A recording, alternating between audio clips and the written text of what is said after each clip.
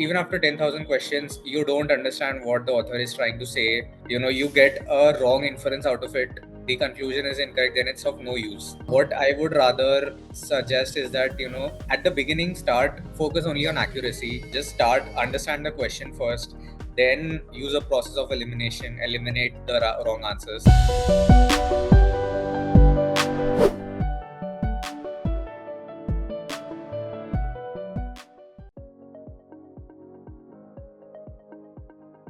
So I have work experience of 5+ years currently, and currently I'm working with PwC as a consultant. So yeah, my GMAT prep started around, I'd say, 4 months ago. Okay. I think in around August. Then I started. My first this one mock that I gave, I'd scored 640. I knew that I needed to get it to, my weakest point was verbal. Quant was also not that good at that point. Yeah, the point was to go to at least 700. So I enrolled for the Crackverbal program. So what I used to do is I just went through the lectures. So I attended the lectures, and after that, there used to be homework that used to be given after every class. So I just used to go through the video lectures and then go solve the problems, practice questions. And so yeah, that was the most of the practice that I did. That took a lot of time because that was a lot of questions. But yeah, that was a good practice for me.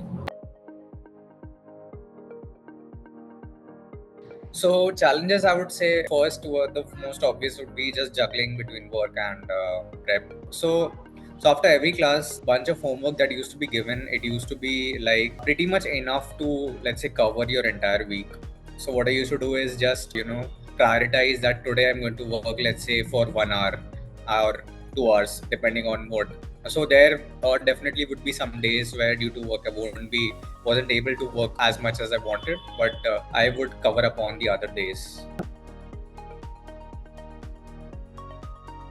I would say CR and SE were the major pain points. So SE, I think, is pretty like there's a bunch of rules in SE, and if you know them, and actually, I think the most important part in verbal as a whole is just to know the meaning of what the author is trying to tell you. This helps across all the three sections, and so once you know the meaning, coming to SE, there are certain rules that you need to follow. Once you know them, you know the meaning, I think SE is done. Critical reasoning, again, like there are methods to how to tackle them. Then how to tackle a strengthening question, weakening question, an assumption question. So I think CR involves a lot of practice. You also need to know a lot about the, let's say, whether if it's a tech question, then you need to know something about, let's say, economics, like supply demand or pricing, basics about that. So that is something I think you all need to, and that comes with practice. 10,000, it doesn't matter even if you solve 100,000 questions. What matters at the end of the day is that you need to get those 36 questions right. And to get them right, what you need to do is, first of all, even after 10,000 questions, you don't understand what the author is trying to say. You get a wrong inference out of it. The conclusion is incorrect, then it's of no use. What I would rather suggest is that, at the beginning, focus only on accuracy. Just understand the question first, then use a process of elimination, eliminate the wrong answers. Then you'll be left with, let's say, two answer choices. And I've observed this, that for like the hardest of the questions, the difference is usually very subtle, or in some of the questions, like the correct answer is like it's not even that related to the question. Actually, it's just that you need to figure out that you need to eliminate the wrong answer. That's it. So I would say number of questions does not matter, but what you take from each question, that matters a lot. So D-Day, not a lot, to be honest. I just made sure that I ate enough to not to feel sleepy during the test, and just make sure that you're well hydrated and you feel fresh. To be honest, you have a good night's sleep. I know that it is difficult because you're just thinking about the exam and it's hard to sleep, but just ensure that like whatever is done is done. You can't do anything now. Might as well just go and do your best.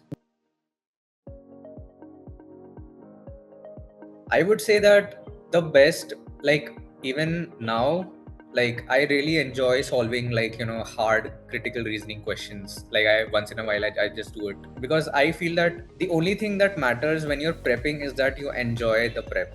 If you don't enjoy it, if you don't get the thrill of, let's say, solving 20 questions in a row, if you don't, like, you need to enjoy it, and after that make sure that you get whatever questions you solve, you get it right. Like, just don't, if you enjoy the process, the result will definitely come out to be good. I feel that it was really helpful because, let's say, on days, right, where you have a lot of work to do, you're not able to devote that much time to prep. When you see, like, the quant or verbal questions here and there, even if you solve like 5 questions a day, I feel that it keeps you on track, does not, make you forget stuff. And the peer group has been really helpful. Like, whenever you don't understand anything, you just post it on the group. There'll be at least 2 people who will, give you the answer, show you how we're supposed to solve it. So yeah, that was really nice.